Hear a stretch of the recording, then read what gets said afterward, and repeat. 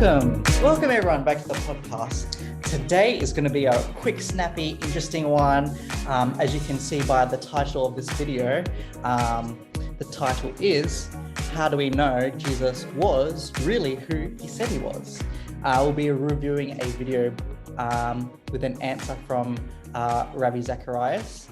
And I think this will be really great. It'll be really interesting to grab the perspectives. We watch the video and then I encourage you to participate, put up your hand. Also, welcome to Delphia and Jason. Hello. Today. Hello. Yeah, so go ahead, put your hand up, shout and grab my attention, and we'll stop it there. And yeah, I'm excited to get straight into it. Maybe we can have some thoughts. So before we start the video, do you think Jesus was who he really said he was? Well, who did he say he was? The Muslim claim that he never said he was God. But, there's quite a few places where, he's actually the Son of God. And he calls himself the Son of Man. But that's a claim that God became man. And we know that it was important that he was carnated into humanity, the flesh, so that he could die to save us. And if he wasn't able to be carnated, become a human, then he wouldn't have been able to die. And so, and if he wasn't able to die, then that means that he wouldn't have been able to save us from our sins. So, believe he said he was the Son of God. But is there more to it than that? Was he more than what he claimed to be? Yeah, and if he was incarnated as man, that means he was able to die. And if he was able to forgive sin, that also means that only God has the ability to forgive sin. Delphia, do you have maybe any Bible verse on the top of your head, or anything that Jesus did or say that shows his identity? One of the things that I was thinking of is how he said that he is the resurrection and the life. And, he gave life to people, and that only God can give and take away life. So if he says, I am life, which is solely an attribute from God, then there is then a connection between him and God. Yeah. Another claim as well, I'll jump on there because Definitely just remind me when she says, I am. He said the same thing as well he said the same to the Jews, that I am. And before Moses, I am, so he existed. He was claiming to be the self-existent one. And they're like, how could you be that self-existent God? You're only like 30 or something. You're not even 50 years old, How could you claim to be, the one that existed since the beginning of time? They didn't really understand that he was saying that, he actually existed. He also claimed to have been in the bosom of the Father before the world began. So that's some pretty big claims there. Not only able to forgive sin, but also the self-existent one, and also one with the Father. Pretty bold, I would say. Yeah, definitely. And also the miracles that he did also. Anything more you want to add, or we'll just jump straight into the video? Yeah, let's jump in. I'm happy to go into the video. All right. Okay. And this is it. 3, 2, 1. So how am I supposed to believe in the truth, the validity of Jesus in the Bible, when we have no writings from Jesus himself? There's decades, if not up to 100-year period, where we have no writings from anybody else about Jesus, when there were lesser supposed gods performing miracles, which they did write down. And then when you finally get to an account of Jesus, the Gospels, you have conflicting stories. Just quick example, when they go to the tomb and they roll the stone off, one, there's an earthquake and angels appear. The other one, that doesn't happen. One, there's Mary there. The other one, she's not. So they're not like small discrepancies, like Jesus was wearing a red shirt or a blue shirt. We don't have any real evidence from Jesus during his lifetime. and then hundreds of years later, we're supposed to believe these conflicting reports. How am I supposed to reconcile that? Thank you.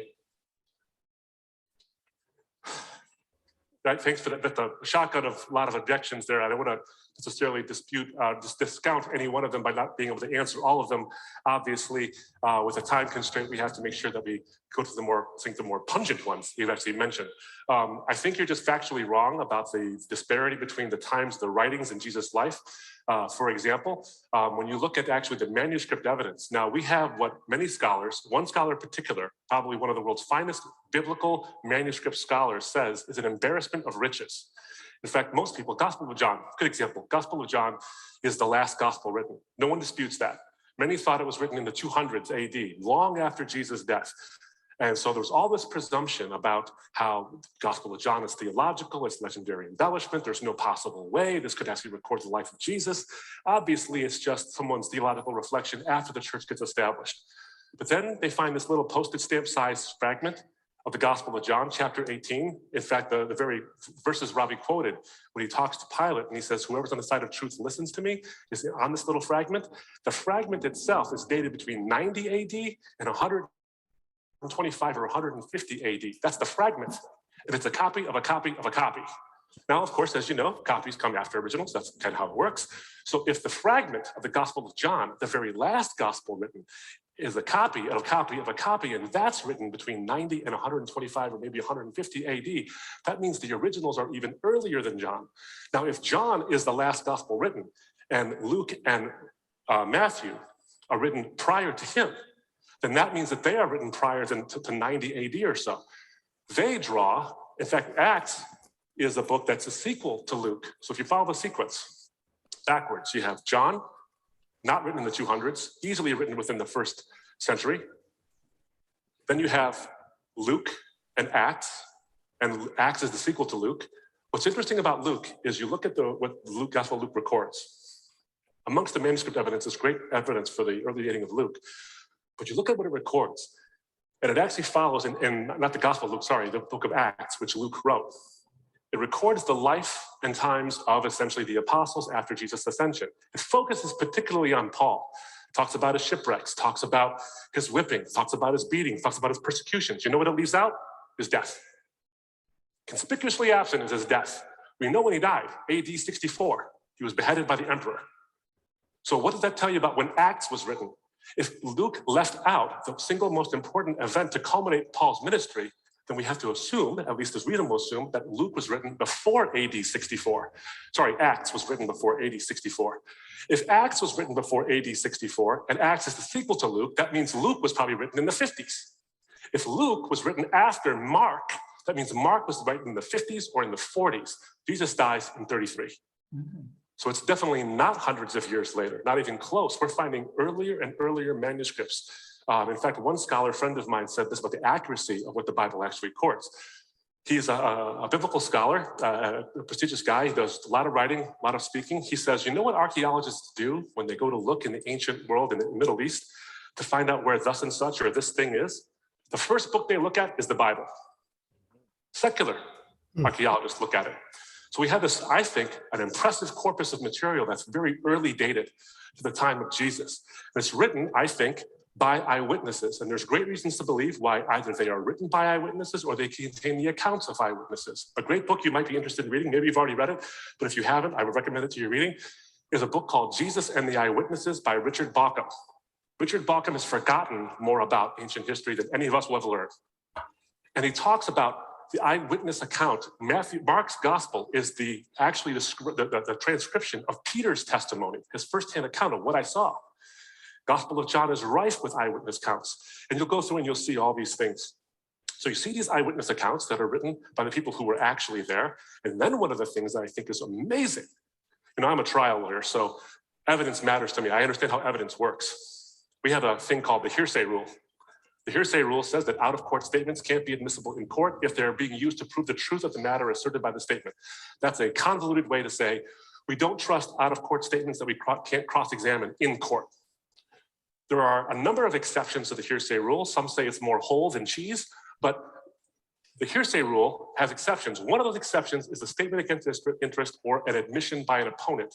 In other words, somebody who's on the other side of the case, who says something that admits the weakness of his own case and the strength of yours. So you might say, well, all those accounts were written by Christians. Well, it'd be weird if you saw the risen Christ and didn't become one. It'd be kind of strange. But what would you like to have as an eyewitness? You'd like to have an enemy of the Christian faith who thought it was wrong and was really ready to stamp it out and suddenly become a Christian. That's exactly who Paul is.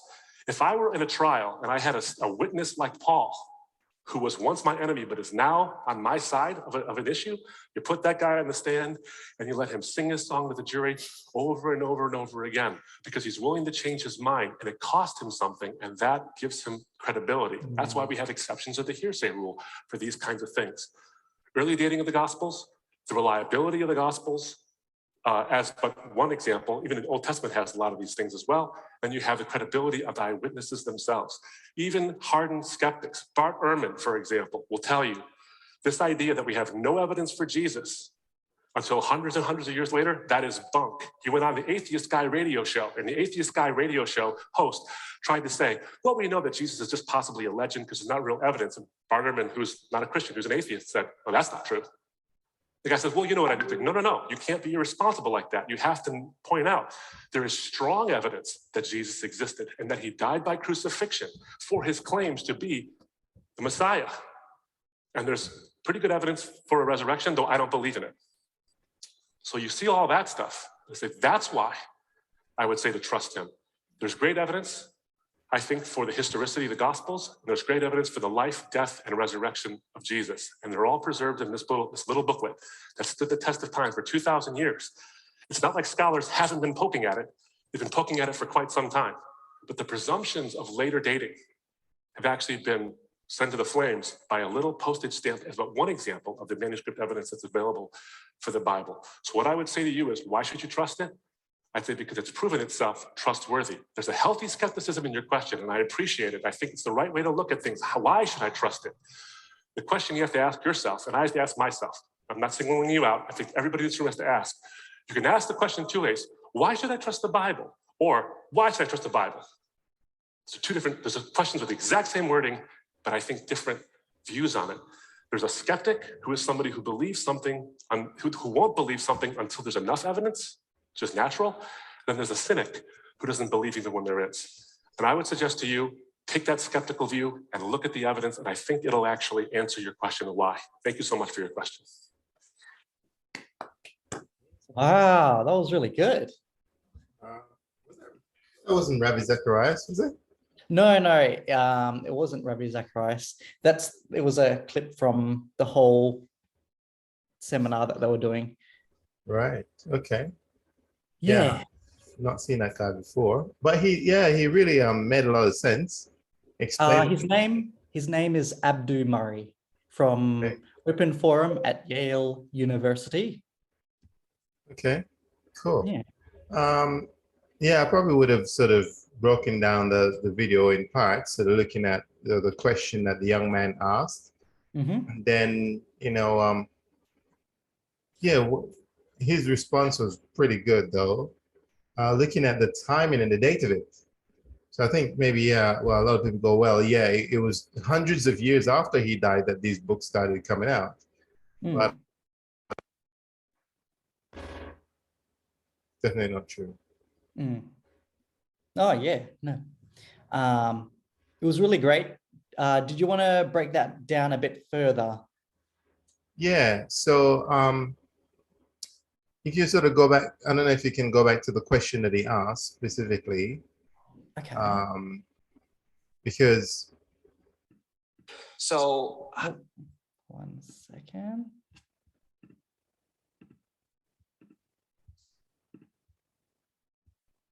All right.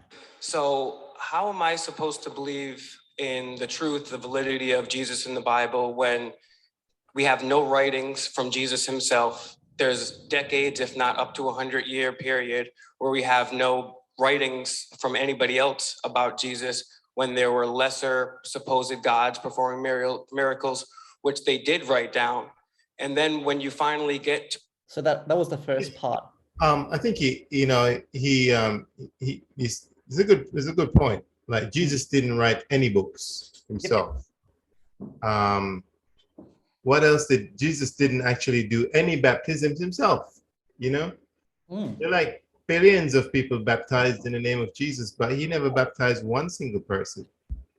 And there's a part in the book of John that says if Jesus was supposed to write books, and if the books were supposed to be written about everything that he did, the whole world couldn't contain the books. I mean, that blew my mind. I'll see if I can try and find it for you, but that's a powerful, very powerful statement there, you know. Like, there's one lady that we know, she collects books. Her name's Stevie, and she collects books, and she's got two like container full. You know those giant containers that they ship things around the world?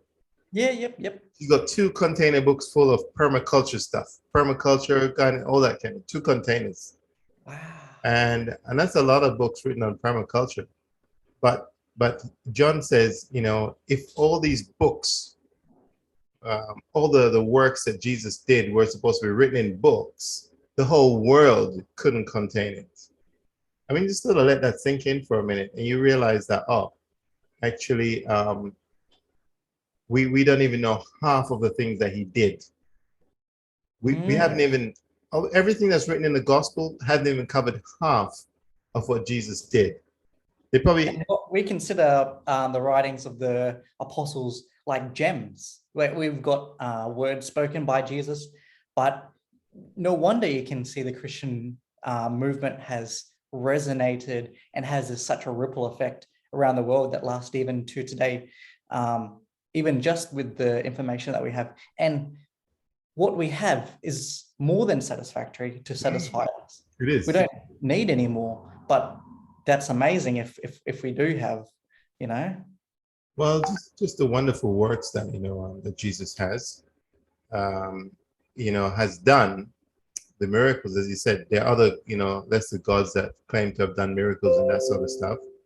And I think it's important that we don't discount the miracles as, okay, not important. The miracles are good, you know, they're great. And they themselves is a proof. But also the other works that he did as well were amazing, you know.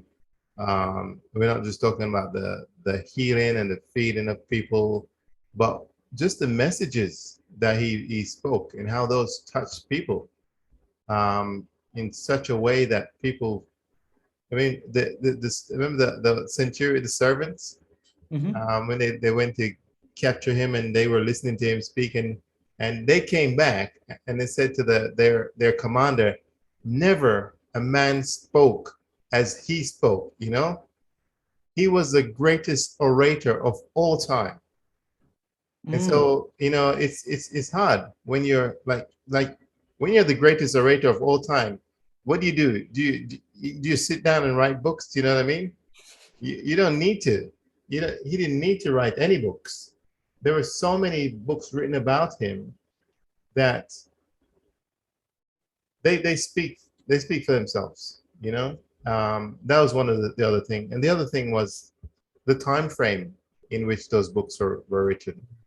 I'd imagine that people were overwhelmed by what they heard, like on the day, you know. And they got into the habit. The culture was one where people wrote down as much as they could when they found it to be, you know, insightful.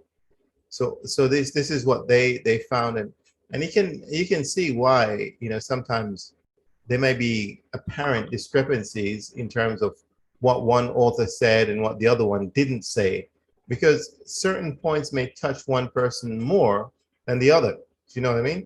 So Luke, he was a physician. He would have been touched by other things than what, you know, what Peter would have been touched by.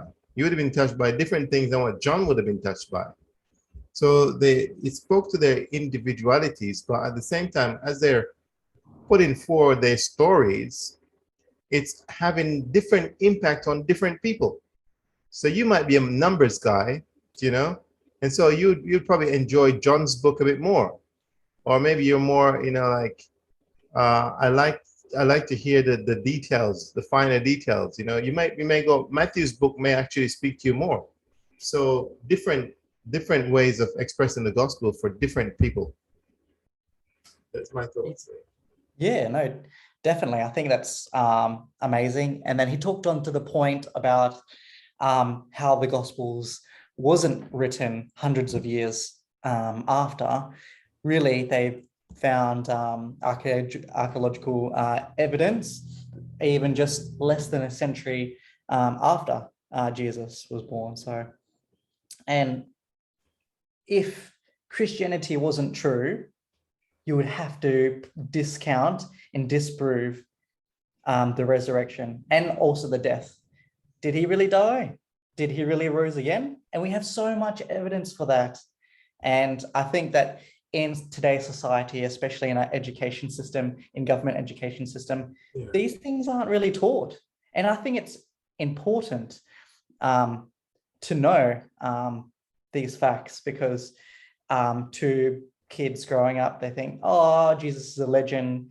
They put it on the same pedestal as Zeus in the other kids shows you see on TV, and you think, oh, okay, myth, legend, not really a historical figure like Shakespeare, or they study about Shakespeare and poetry and stuff, but really there's more evidence that Jesus existed, lived and died than all of Shakespeare combined times 3, 4, 5, something like that. So in Shakespeare, I think it's in hundreds, and then in Greek manuscripts and other manuscripts around the world, it's in the tens of thousands. So it's really overwhelming, the evidence. Yeah, that is true. And I think as well, you know, with the credibility of the literature written about him, also the impact as well. You mentioned about the impact that it has, and why there are millions of people, billions of people worldwide that have been impacted by, you know, this world religion. And so when you look into it, and the deeper you go into it, the more you realize that, you know, a lot of it would be a complete impossibility to put all of these things together and not have, you know, such a legend. I think someone was mentioning that for any, like, 2 of these miracles, you know, some of the signs that sort of preceded his birth, the 2 of these to actually exist, it would be a statistical impossibility for one person, you know. Just going through the information, it would be a statistical impossibility. So for him riding on the donkey, going into, you know, all that was predicted, for all these prophecies that were, you know, were predicted. I can't remember exactly how much it is, but the prophecies that spoke about him and his birth, just amazing, and his life as well, all fulfilled. Yeah. Yeah, so that was the question and answer from that video.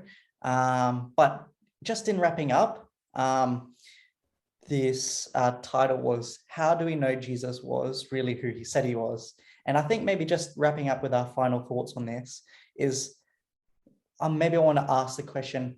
Unfortunately, Defia couldn't make it to the second part of this section of the video. I need to put that in there because she had some technical difficulties, but that's all right. So how do we know Jesus was who he really said he was? I think when doing apologetics or answering that question for the person, I think we need to take behind of, oh, I'm going to win at this debate. I'm going to prove this. That I'm more brainy, that I'm more logical than the other person. Rather, we answer the question, but we don't answer the person. So I think I want to put it out there is, how would I personally say that to me, what proved it to me that Jesus is who he really is? What proved it to you? Yeah. Shall I go first, or you want to go Yeah, first? you go ahead. I'll let you have some time to think. Okay.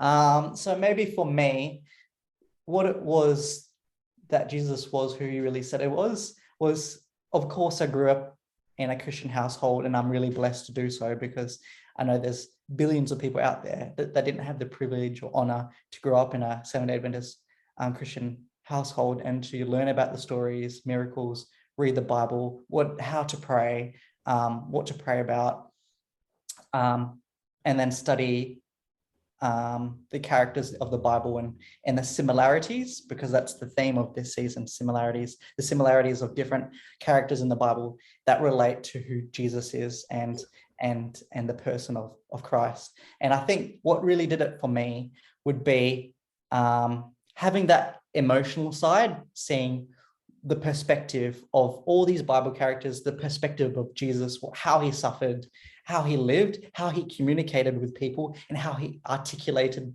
his language in the way, not to answer the question, but to answer each person according to the different culture, beliefs, backgrounds, prejudices, races around that community, around there. And like you said, that centurion said that, I haven't heard of a man spoke like this. Yeah. So that's the first part, was just understanding the emotional side of things. And then it was really good until the point when I got into my teenage years. And then you've got I think that's in a point of most religions and Christian, that usually the inflection or turning point would be in the teenage years going up to adulthood, whether you stick with Jesus or you don't stick with Jesus at all. You're just one foot out the door and your next foot is almost out, or you're in it. So I think after doing my own research, I didn't go to a Christian school, so I had many friends that were secular and had those questions like, yeah, Jesus isn't real, he's a myth. I had questions like, oh, can you really prove that Jesus resurrected?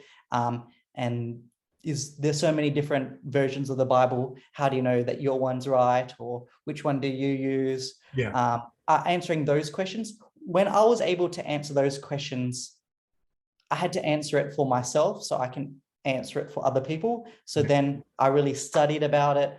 But I think it's funny, because after getting all those answers to those questions, what really did it for me wasn't getting the answers. It was actually reading the Bible every day and going from Genesis onwards. And Really? yes, 100%. And I think that my vocabulary, my knowledge, the way that I phrase things, I don't know, I think it is the Holy Spirit that worked within me, because praying constantly, meditating on God's word, just opened my mind, because as mortal beings, as finite beings, we don't have the infinite knowledge like God. And I think when you accept Jesus into your heart, you'll be able to touch more people than you can imagine. Yeah. Wow.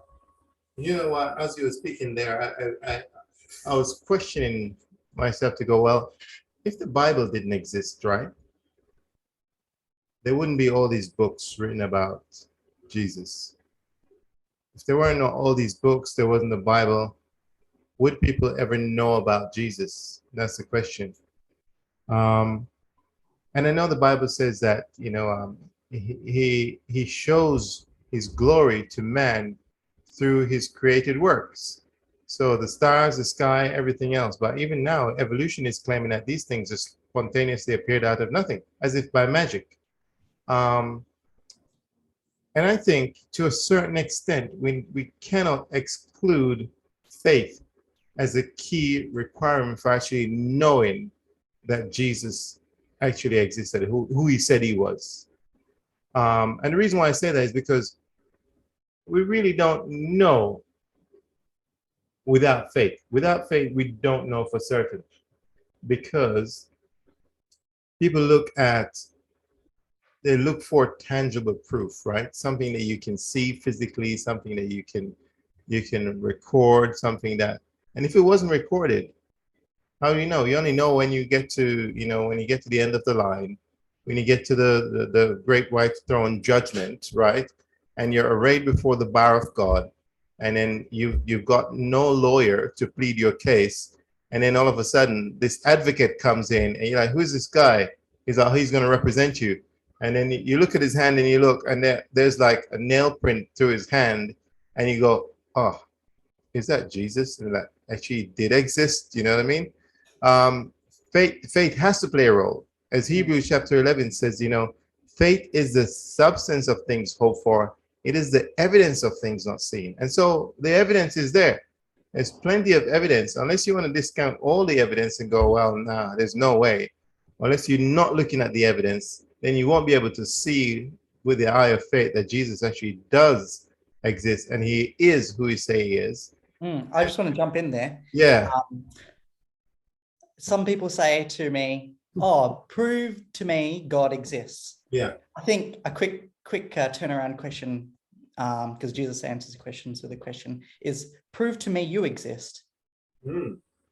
So I think the amount of faith that we need to take to believe in God is almost the same amount of faith as things that we rely on day to day that we don't really question ourselves on. Yeah. It's like, what does it mean to be human? These things, like, what's the meaning of life? These things are really deep questions. When you look at it, they're on par with the same question as, does God exist? And prove it to me. I think as well, that what Jesus did, the question is, does God exist? With us? Did he really come to take away our sins? Did he really come as the only one who is able to do that? And that's the real question. And without the Bible, without faith, it's actually impossible to prove that.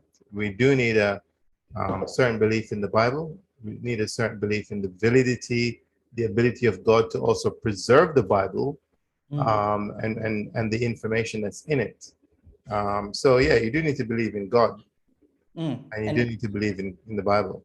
Yeah, and it's not so much, oh, I believe in Bible.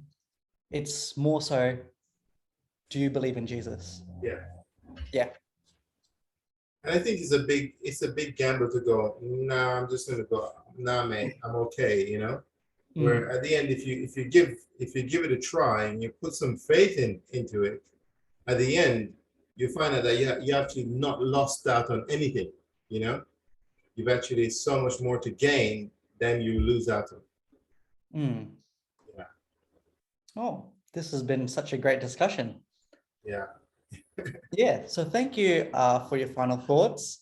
And I think just one last statement that I want to put out there as we're wrapping up is that for God so loved the world that he gave his only begotten Son, that whosoever believeth in him shall not perish but have everlasting life.